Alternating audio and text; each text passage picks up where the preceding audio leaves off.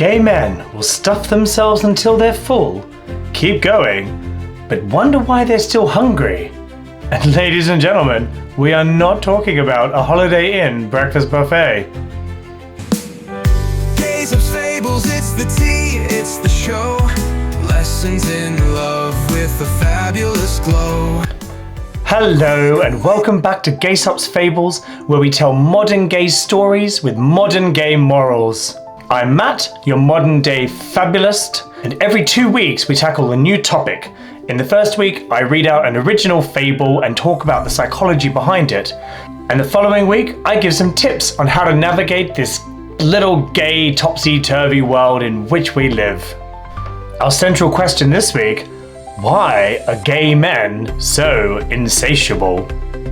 Sit back, relax, while I read The Buffet. There once was a young man invited to a grand banquet. This young man was a grand f***. He loved food, and this invitation was the best thing that had ever happened to him. The weeks leading up filled his head with roasted meats, dripping gravy, and piles of meringue and cream. Finally, the day was here. He got ready, wearing loose-fitting trousers, a loose shirt, and a dream. He got out of his Uber, and he could smell the feast wafting across the evening breeze, drawing him in. He licked his lips and proceeded up the stairs, through the grand doors, to a most dazzling sight. The tables stretched as far as he could see, filled with every kind of food: roast lamb, prawns, sausage rolls, trifles, cakes, pies, pasties, curries and cheeses from every corner of the world. The man picked up his plate. He thought, I'll start with the roast lamb. But just as he was about to take some, he noticed the prawns glistening on ice.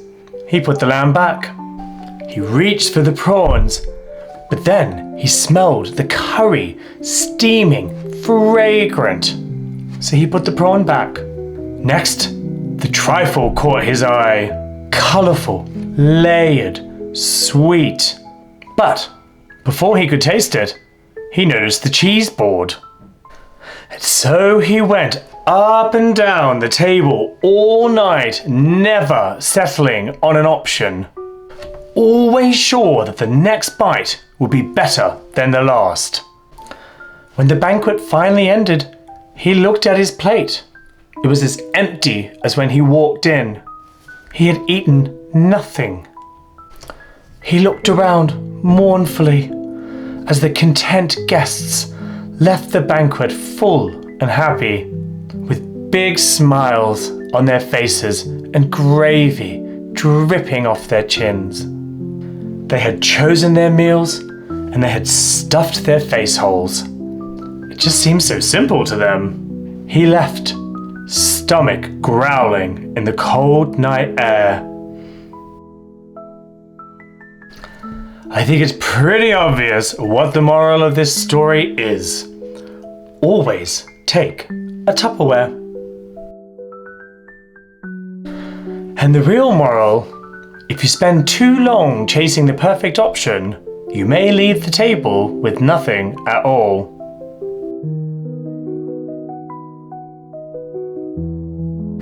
Gay insatiability is well discussed and well documented. It has strong themes of hedonism, of freeing ourselves from the shackles of oppression, of telling ourselves we will never be contained again. And that's all great. But this story relates to someone who was interested in a form of boundaries and constraints. He had a plate and he wanted to fill it.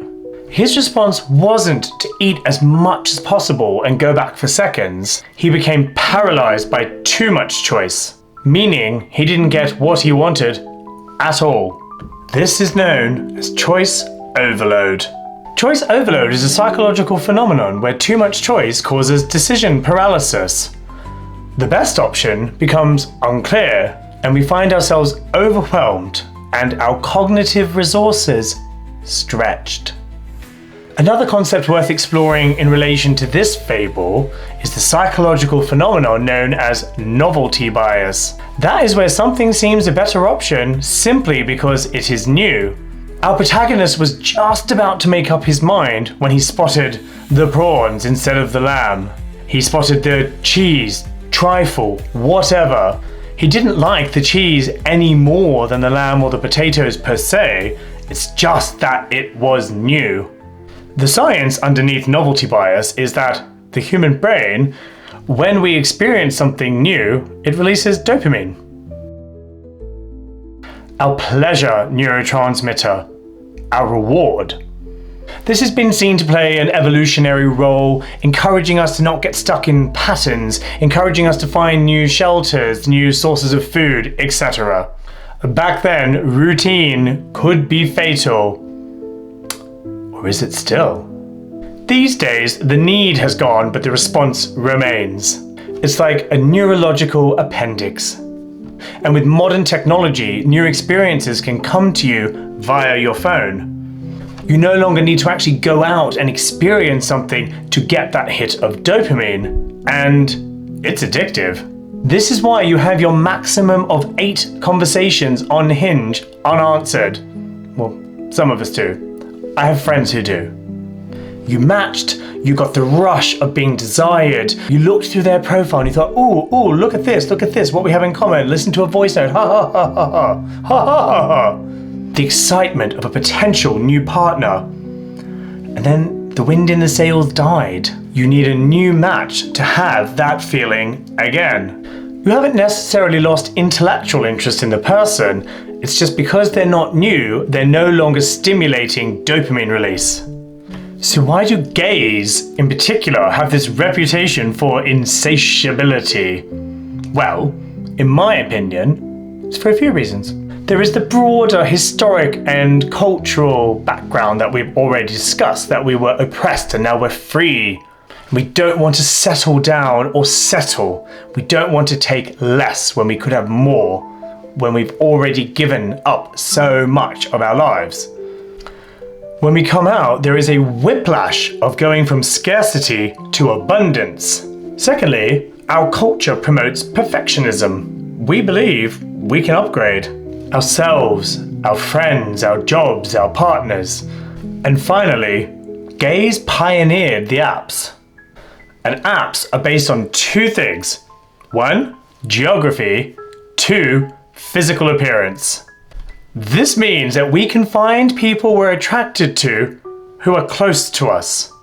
This makes the dopamine release process a very quick and very addictive process indeed. It's not a question of finding someone better. Are they out there? You can see. I don't know whether it's a good thing or a bad thing, but like in every aspect of life, it seems the heteros are catching up with us. In terms of the dopamine feedback loop, not culture. They'll be as vapid and as vacuous as us in no time. The gay agenda wins again! So what can we do about it? Well, tune in next week. The episode will feel novel, it'll feel new. Dopamine will be released. You're welcome.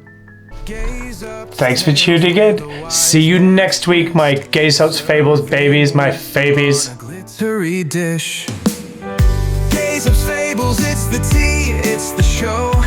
Lessons in love with a fabulous glow. Quick wit, sharp, he'll strut the moral road.